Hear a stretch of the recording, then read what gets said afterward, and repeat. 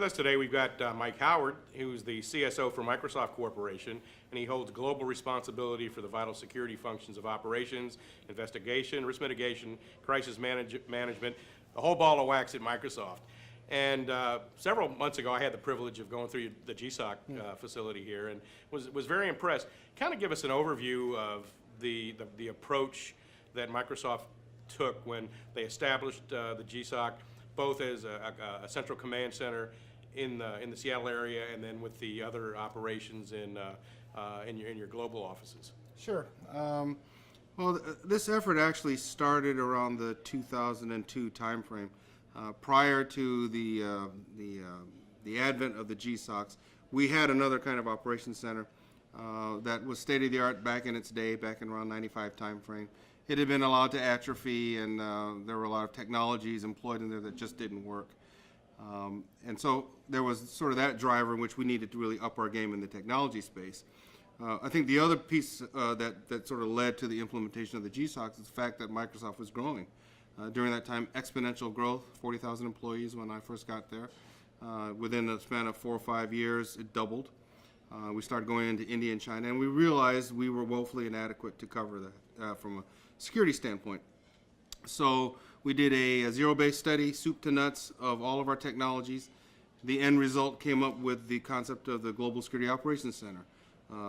3 operations centers, each with their own areas of responsibility. However, if one went down, say in the Americas, either one of the other two could take up all the load sharing interoperability for the GSOC that went down. And it was a 1-year slog, as it were, up the chain of command to get to our CEO, who then approved that concept.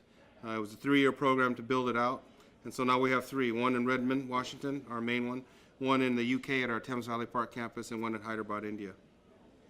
When you look at the global footprint now that Microsoft has as their CSO, and knowing that the expansion of the business is something that's ongoing, how do you weigh risk versus reward when you start expanding the business, and what are some of the precautionary measures from a security standpoint that you take to do that? Well, I think you approach it first with the mindset that the business is going to go wherever it wants to go. Wherever the C-suite deems that where we need to go for business, that's where we're going to go as a company. Whether that country or region is benign, or whether there are a lot of risks associated with it. I think the way to approach it is twofold. Make sure you have the right technology, make sure you have the right people first in the region. So strategically, we've placed people throughout the world as regional security managers. So those are our senior people out in the world to drive our programs. But probably just as importantly is we want to make sure they're aligned to the business leaders in that region, so that when decisions are made to, well, we want to go to X country, well, the X country is a little bit dangerous, but if we knew more about the business strategies and we can align and we're thought of as trusted advisors, we have more of an ability to maybe influence a decision as to, well, maybe not now. Can we hold off for a few months till we do a security survey and figure out, what the ecosystem and the landscape looks like? Then we can come back to you with some reasoned decisions on, how we should go or if we should go. 9 times out of 10, we're going to make it work, because I think the job of security is to facilitate business smartly and securely. But there will be times when we say we really don't think you should go there. But you don't get to that point unless the business leaders think of you as a trusted advisor, as opposed to, sort of the corporate cop, break glass in case of a fire. How did the security end of the business at Microsoft really evolve into being that trusted partner and having the influence into the C-suite, where if you make a suggestion involving risk, it's actually listened to? Okay. I think we tackled it on several fronts. I guess first of all, it always starts with the people.